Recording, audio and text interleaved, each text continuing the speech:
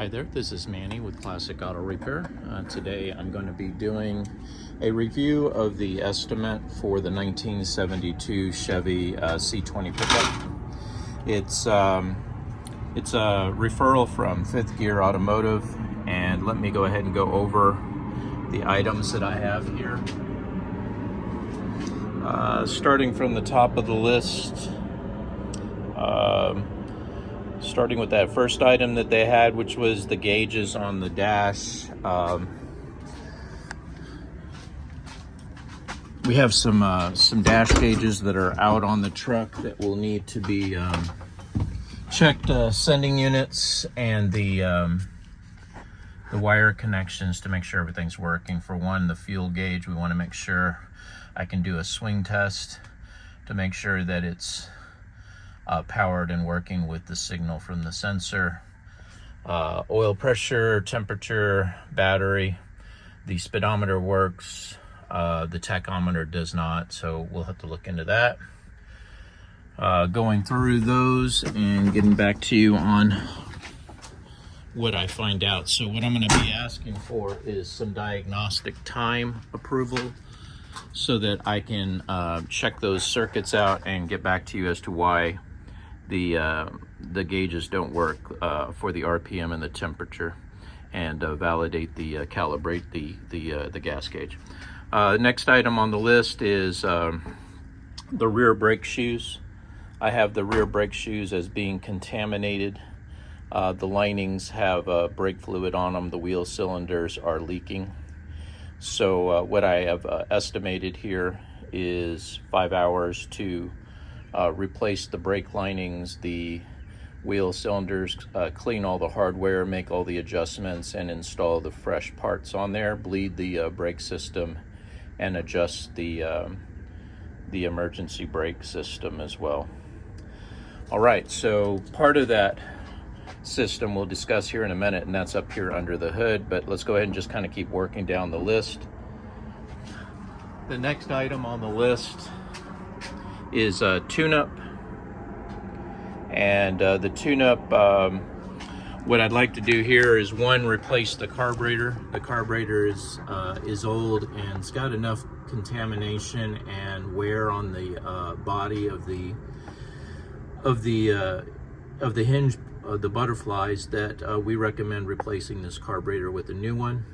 It'll come with a new electric choke. Everything will work good. It becomes very reliable once we put a new carburetor on it. It's one of the most common items that I upgrade here at the shop, and I'd like to do that here. So I do have listed replacing the carburetor.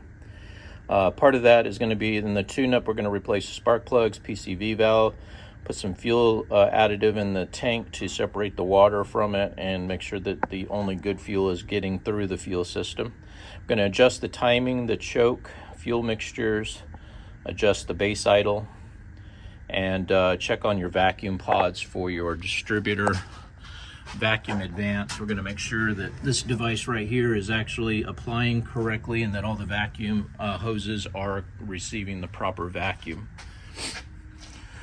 That'll create more power during acceleration, so we're going to check that out as well.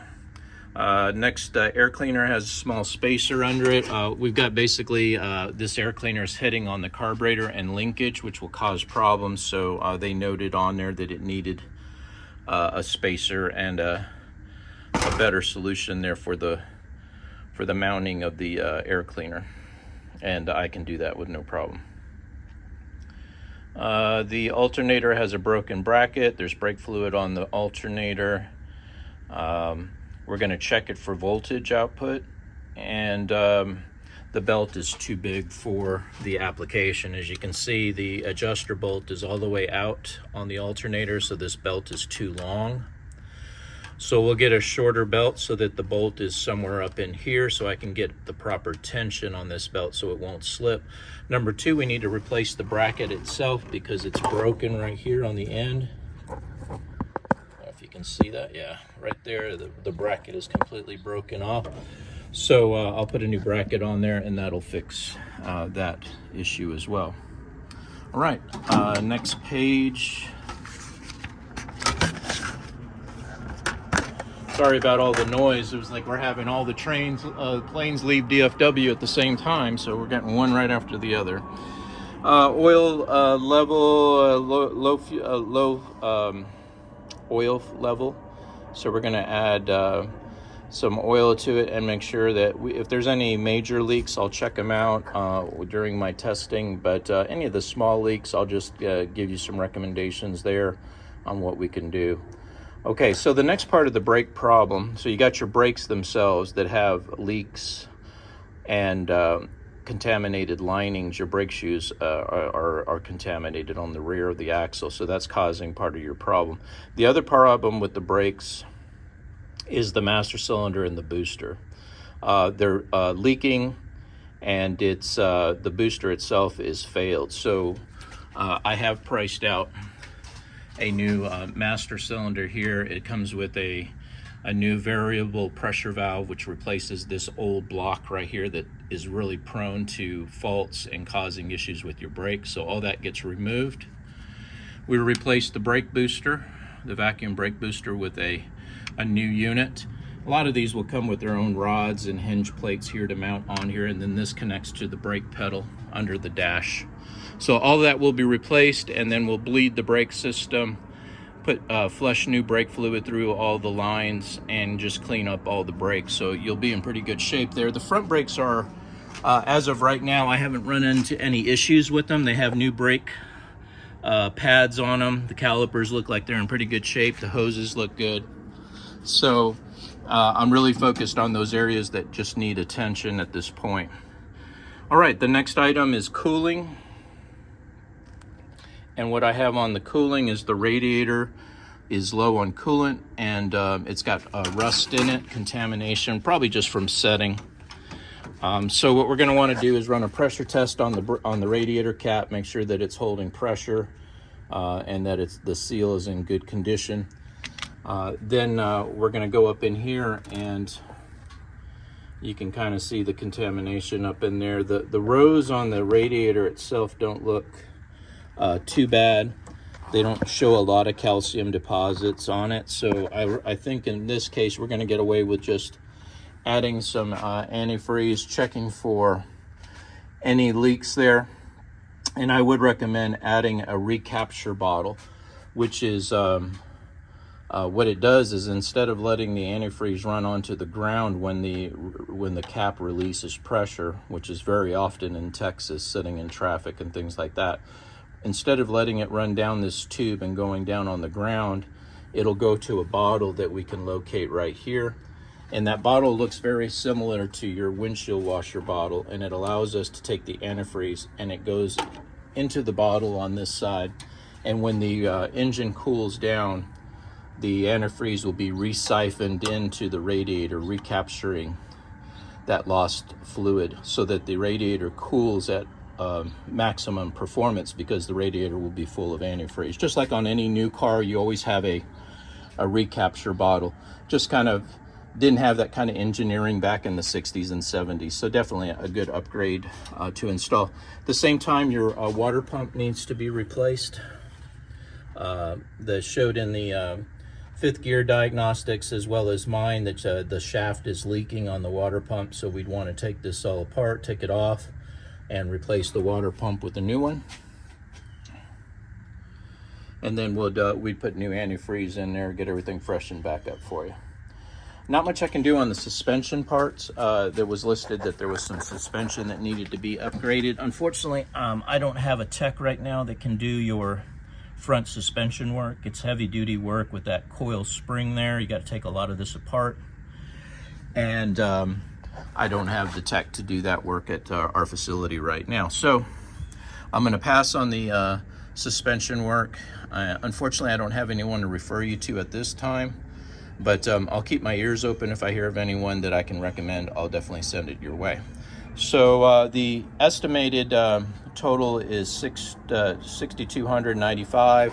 That's for parts and labor. So on the first page, you'll see a lot of parts listed. The alternator belt, the bracket, water pump, brake boosters, the carburetor, and all these miscellaneous parts here. And again, this is just an estimate. Some of this, if it is diagnostics like the gauges, there may be additional parts and labor if I need to replace a gauge, or if I have a sending unit that's bad, it needs to be replaced. I'll come back with a revised estimate, and I'll address those specific items that were for diagnostic purposes as far as where we're at right now on this this current path.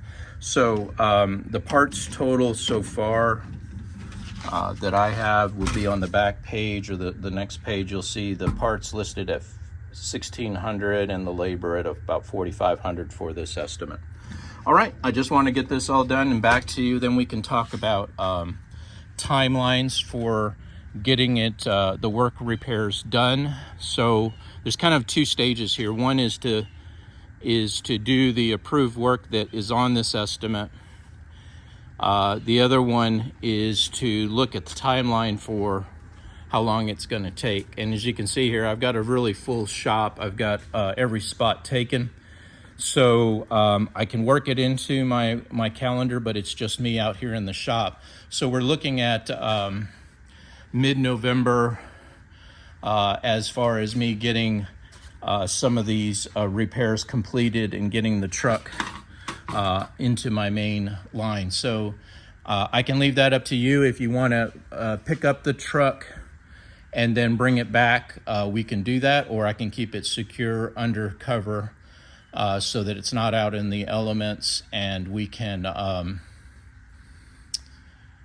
hold it here. And if I do have time or breaks in my production calendar, I can fill with the truck and do some work to get ahead on it. But like I said, right now, that's kind of what I'm looking at. I got a lot of work in here that I got to get to before I can start on the orange truck. This truck here has got the big block in it. It's getting air conditioning.